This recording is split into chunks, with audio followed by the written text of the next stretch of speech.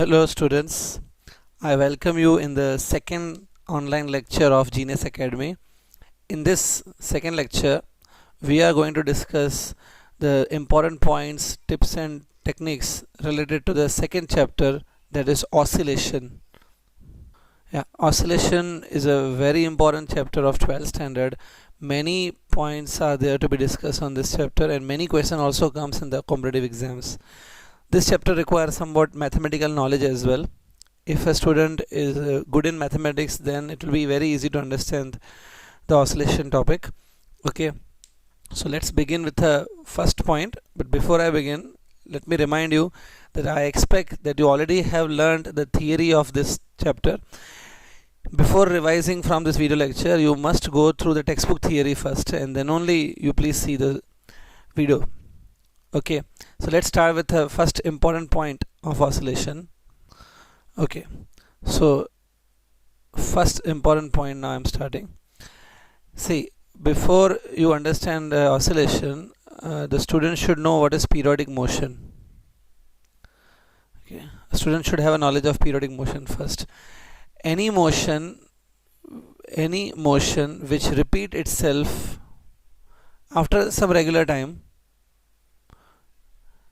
any motion which repeats itself, okay, after a certain interval of time, that motion is known as periodic motion. Okay, any motion which is repetitive in nature, same thing happens again and again after regular time intervals, that motion is known as periodic motion.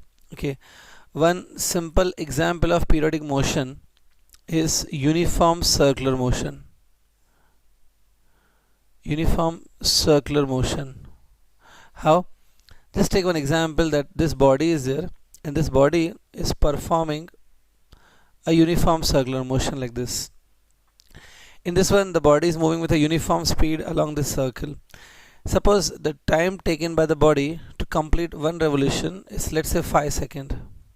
So after every 5 seconds, this motion is repeating itself. That's why uniform circular motion become periodic. And 5 seconds is a period of this motion. Okay, so any motion which repeats itself is periodic.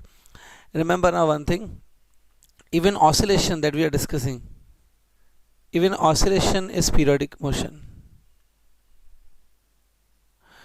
Okay, here one important point is there. It is being said that every oscillation is periodic motion. Means oscillation repeat itself after regular time. But every periodic motion is not oscillation.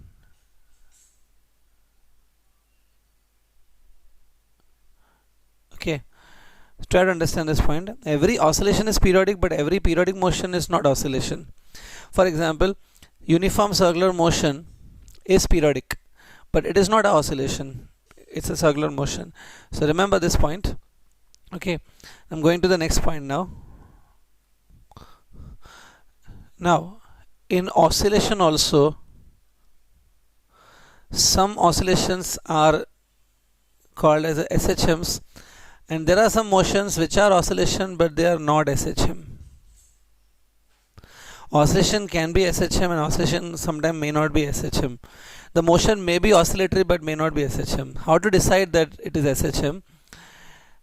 The given oscillatory motion is SHM if in the equation of displacement, suppose you are writing an equation of the displacement of the particle.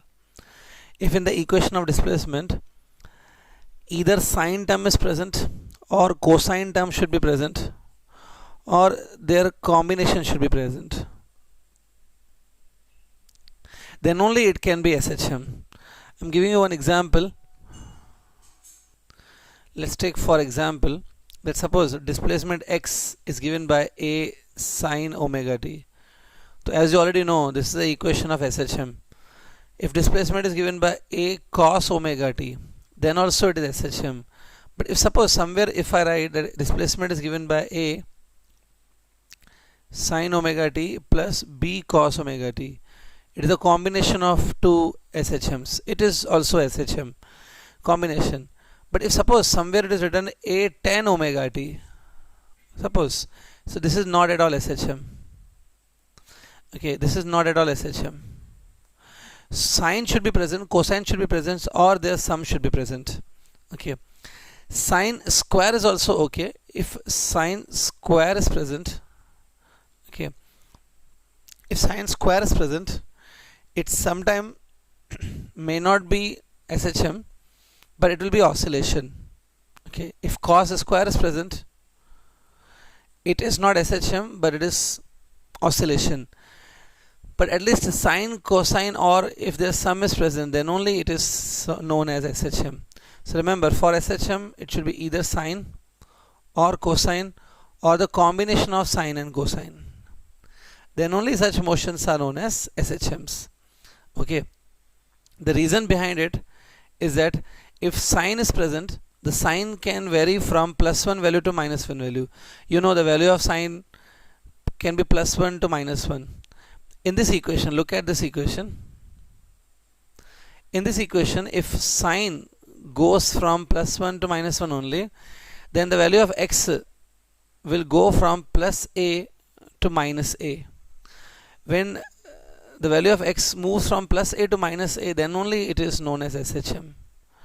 So for SHM, it is compulsory that sine, cosine, or their combination must be present. Remember this point. Okay, let me go to the next point now. Now, some important points I am telling you regarding graphs related to this oscillation. Okay, now here, if we plot the graph of acceleration versus displacement, a versus x graph. Okay, so in oscillation, you know, acceleration is given by minus omega square x. Here omega square is a constant. We can say acceleration is directly proportional to minus x. Right?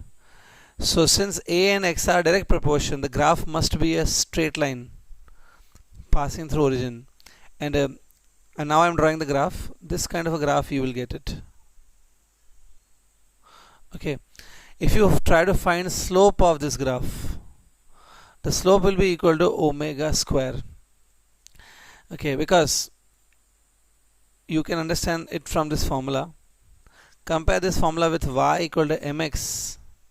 So in place of m, omega square is there. The slope will be omega square. Remember this thing. Next graph, if we plot the graph of v versus x, means the velocity of the body in SHM versus x graph. So remember, this graph comes to be ellipse in the shape like this.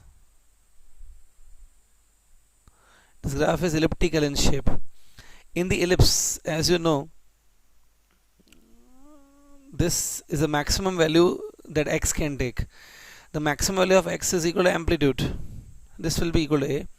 And this is the maximum value that velocity can take.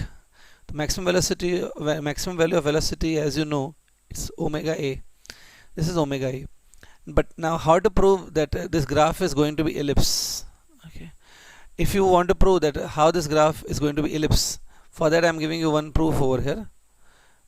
How to decide that it is an ellipse? See, velocity in the oscillation is given by this formula. You know this formula.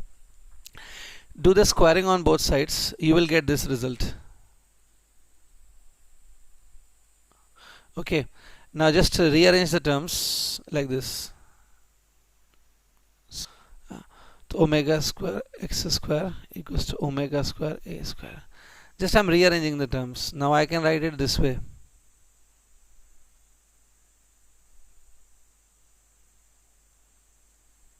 Okay, so you can just solve it this equation and ultimately you can convert it into this. Okay, it's a simple mathematics. Okay, now if you compare this equation with the equation of ellipse, all of you know equation of ellipse. It's x square by a square plus y square by b square equals to 1. So they are comparable. Hence the graph of v versus x must be ellipse. Okay, so this is a simple proof of this point. So, okay, so remember these two things regarding the graphs. Okay, now in the second graph, which is the ellipse in the nature, in the second graph, if it is given that omega is equal to 1, if omega is 1, Okay, then automatically this graph will become circle. The ellipse will turn to be circle if omega is given 1. Next, if omega is 1, omega is written as 2 pi by t equal to t equals to 2 pi. The value of 2 pi is 6.28 seconds. It means if it is given that time period of the oscillation is 6.28 second or 2 pi, definitely then this graph will become circle. Okay, so remember these two graphs, at least very important graphs. Now I'm going to the third point. Okay, so fourth point now. Now here I will talk about the term phase difference. Here all of you know that x is given by a sine omega t plus alpha. This quantity which is in the bracket, this particular quantity is known as a phase or sometimes phase angle. If you take derivative of the x, you will get a velocity. If velocity is given by dx by dt. On taking derivative, take a derivative properly, you will get a omega a cos omega t plus alpha, right? Which can be written as omega a cos can be written as sine omega t plus alpha plus pi by 2. So this is a phase of the velocity. Okay. Before you find the phase, the velocity must be converted into sine term. It should not be in cosine term because x is also in the terms of sine. Now again, if you take derivative, you will get acceleration. Acceleration is given by dx by dt. When you take derivative of this, acceleration is given by derivative of velocity dv by dt. So when you take derivative, you will get omega square a. Take a derivative of this one, you will get minus omega square a sine omega t plus alpha. Since here outside minus is there, I can write it as omega square a sine of omega t plus alpha plus 180, that is pi. It's a phase of acceleration.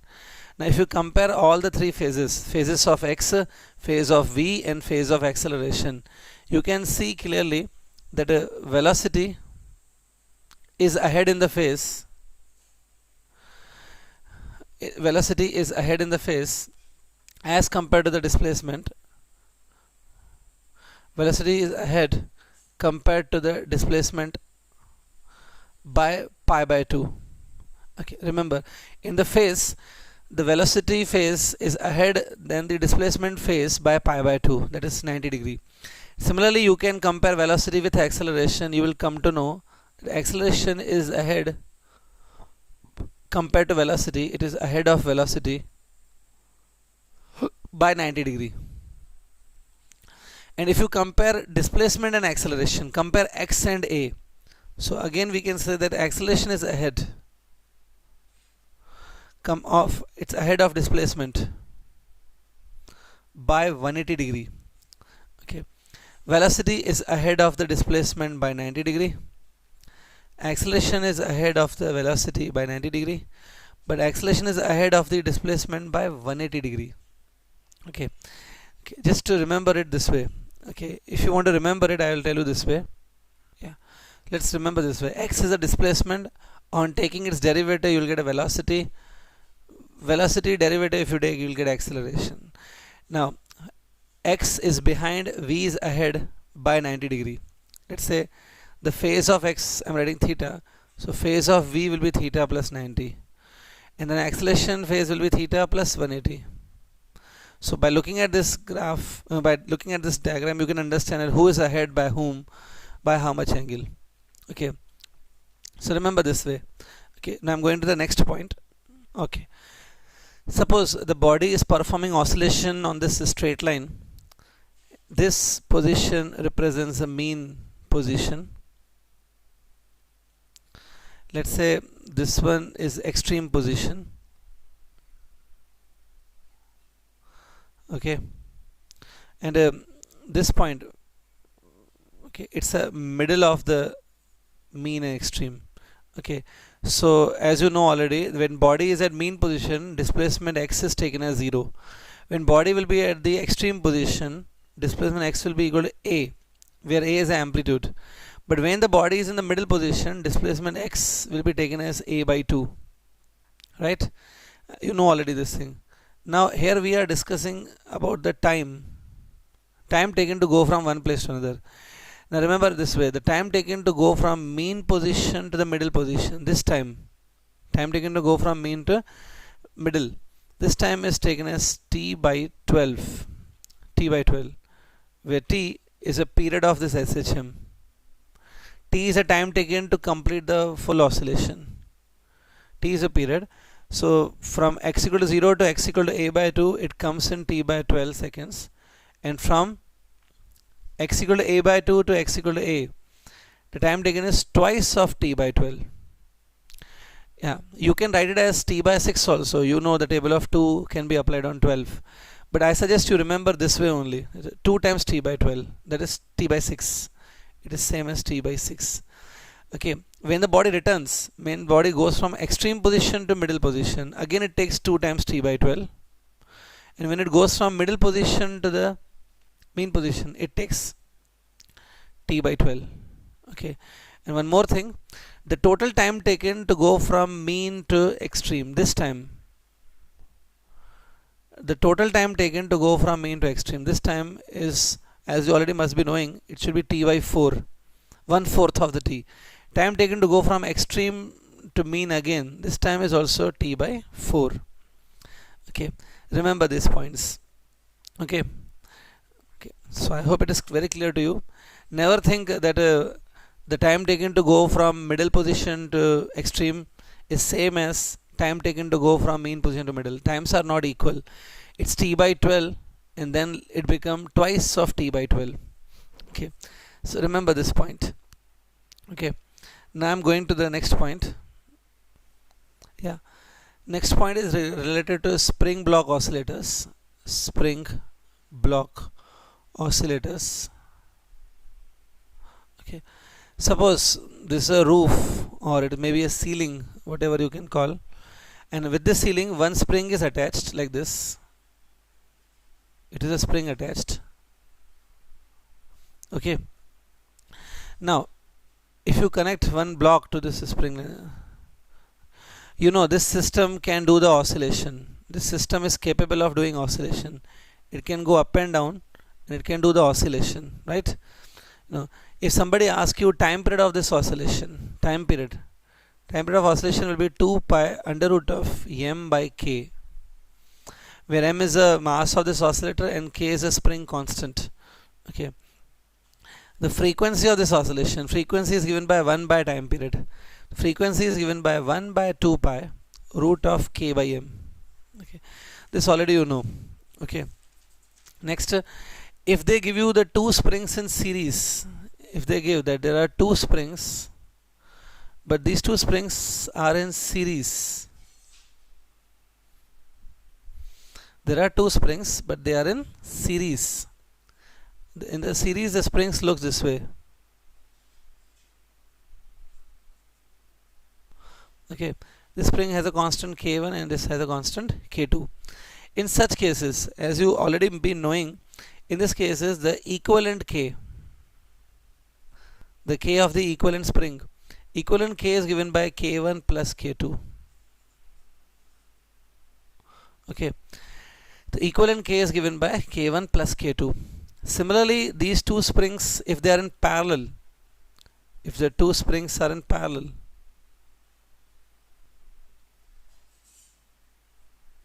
okay, now parallel you know already, but regarding parallel, one important point I am telling you, so pay attention on this. By looking at this diagram you can easily understand these two springs are in parallel. Okay, in parallel one simple rule is there. In parallel the elongation of the springs will be same. See, for example, if this block goes down by x meters, so both the springs will have an elongation of x. Definitely you can understand from this diagram, both springs will have elongation x. So whenever elongation is same in the two springs, then it is a case of parallel spring. Here one more example of the parallel I am giving. If it is given like this in the question, if it is given this way, Now you may not feel in this diagram that two springs are in parallel, you may be feeling they are in series, but actually it is also the case of parallel springs. How? Because suppose this block, if you shift it right side by 1 mm, let's say if you shift this block to the right by 1 mm, then one spring will compress by 1 mm and other spring will stretch by 1 mm. So elongation and compression will be same in both springs, that is 1 mm. So this is also a case of a parallel spring.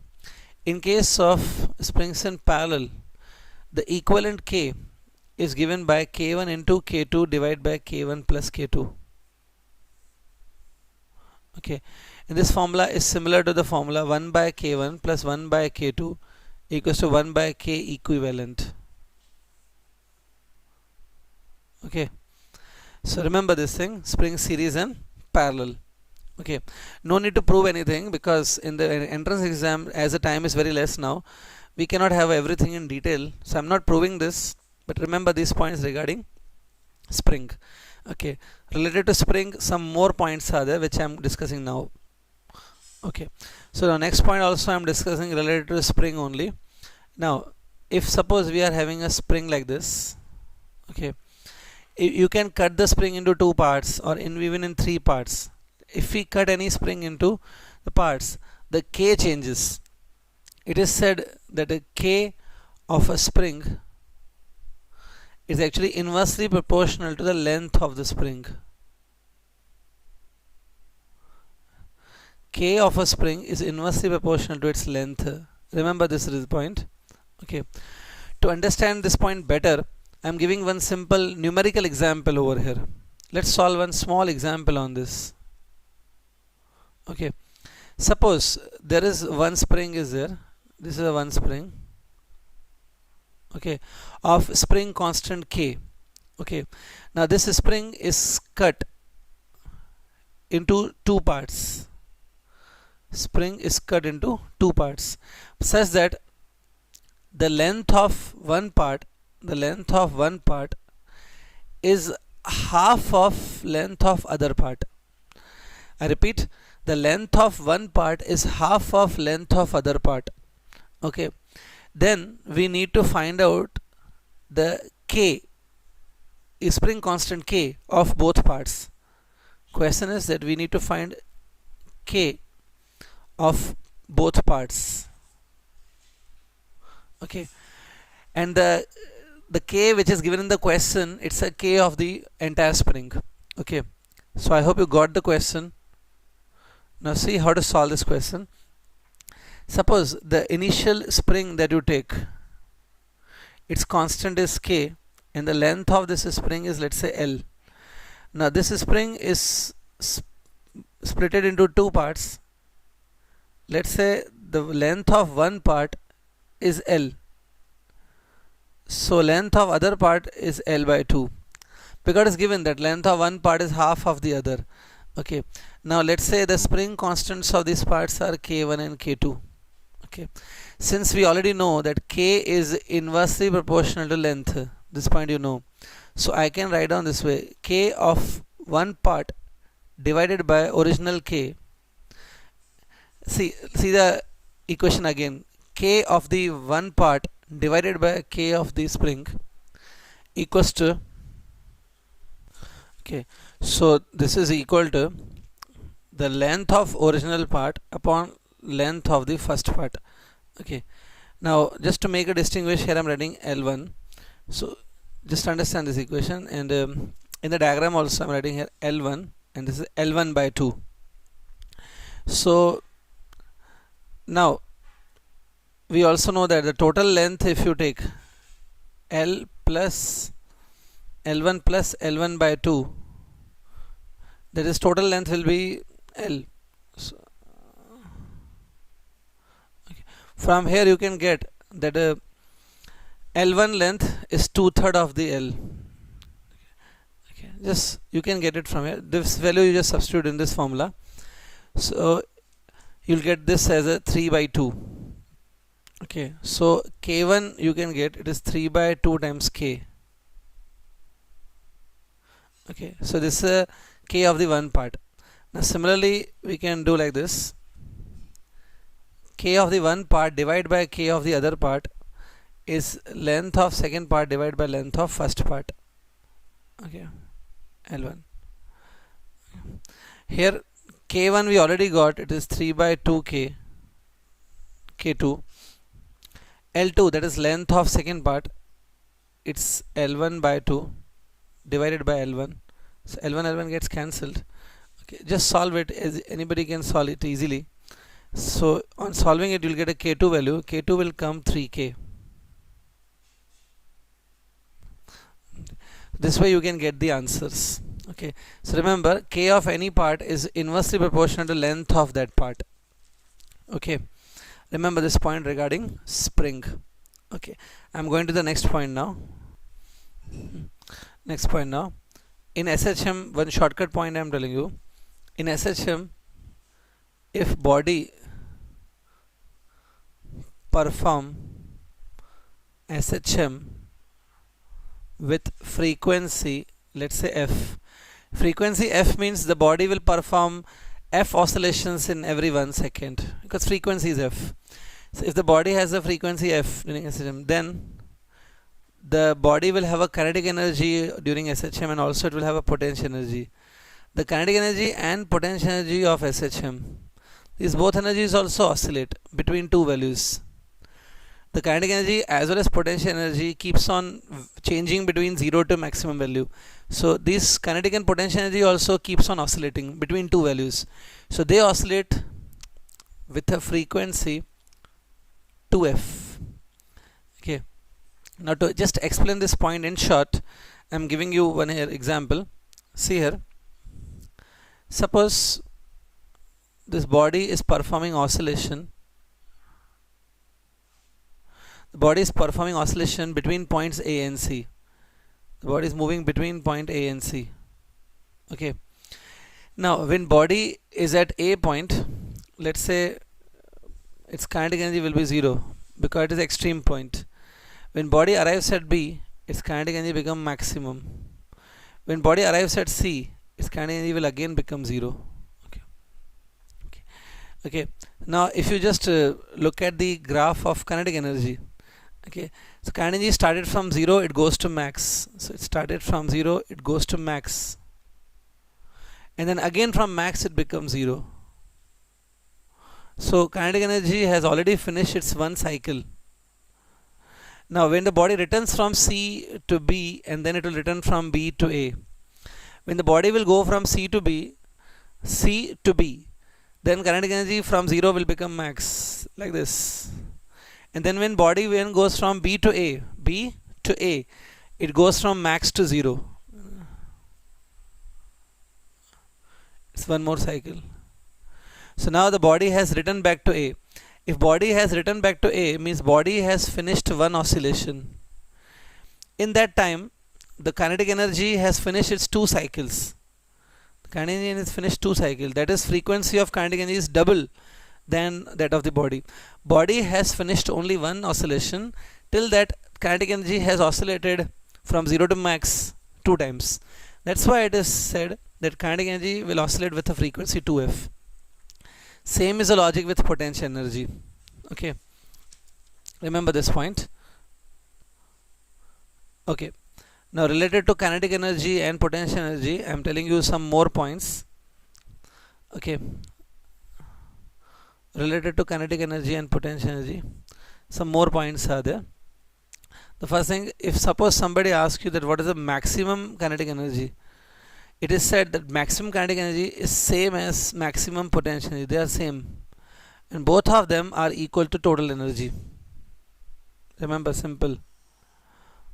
In the SHM, maximum kinetic and maximum potential are equal, and both are equal to total energy. Okay, so it's a simple concept. Next, the kinetic energy, as you know, the kinetic energy of a body is also given by half mv square. Okay, now velocity of SHM is given by this formula. Okay, so you know already this.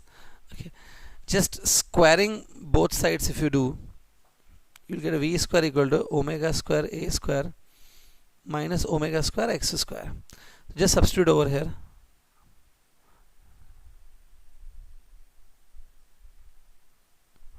right? This you know. Now here you can take omega square outside in the bracket a square minus x square. Now since k by m is equal to omega square, so k is same as m omega square. This you just substitute here. M omega square is same as k. So kinetic energy is given by half k a square minus x square.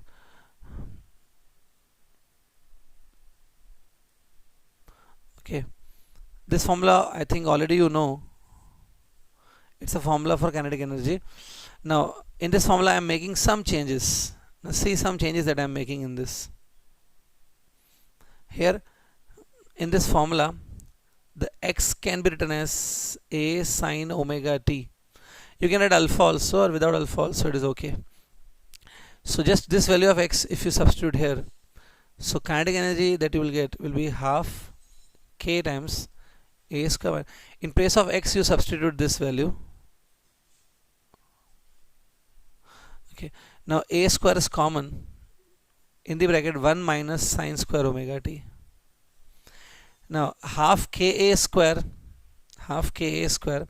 it is nothing but total energy. Okay. And 1 minus sine square omega t is same as cos square omega t. So remember, kinetic energy can also be given by total energy, but total energy can also be written as k max cos square omega t. So this equation in short I am writing k equals to k naught cos square omega t. Sometimes MCQs are there on this formula also. So see, this is how this formula has come. The total energy I have written as k naught. Okay, so I hope you got all these points. In the second session of the theory we will discuss some more points related to oscillation. Till then, goodbye.